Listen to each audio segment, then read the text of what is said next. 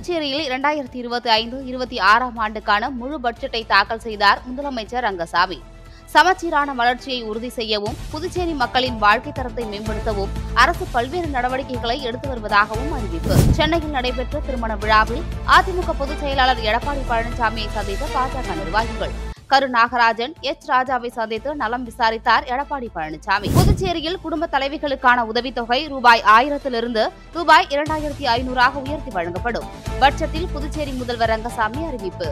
இன்றைக்கு பல முதலமைச்சர்கள் இருக்கிறார்கள். ஆனால் ஒன்றிய அரசின் மக்கள் விரோத கொள்கைகளை தொடர்ந்து திடமாக நேர்மையாக எதிர்க்கக்கூடிய ஒரே முதலமைச்சர் மு.க. ஸ்டாலின் தான்.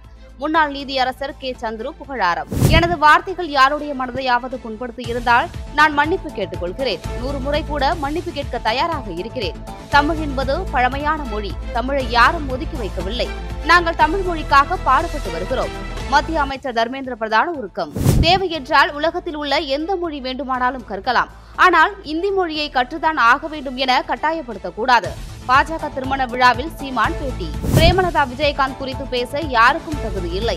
அதிமுக கூட்டணியில் பிரேமலதாவுக்கு துணை முதலமைச்சர் பதவி என ஒப்பந்தம்.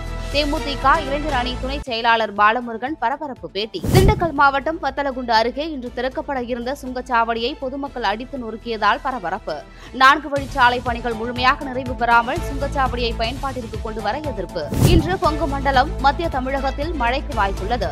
இன்று இரவு முதல் தமிழகத்தின் பெரும்பாலான பகுதிகளில் மழை குறைய வாய்ப்புள்ளது.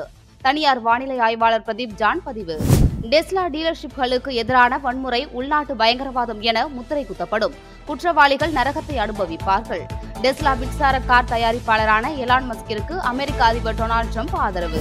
பாகிஸ்தான் கிரிக்கெட் வாரியத்தின் முடிவுகள் நிலைத்தன்மையாக இல்லை. பயிற்சியாளர்கள், கேப்டன்கள் வீரர்களை மாற்றிக்கொண்டே உள்ளது.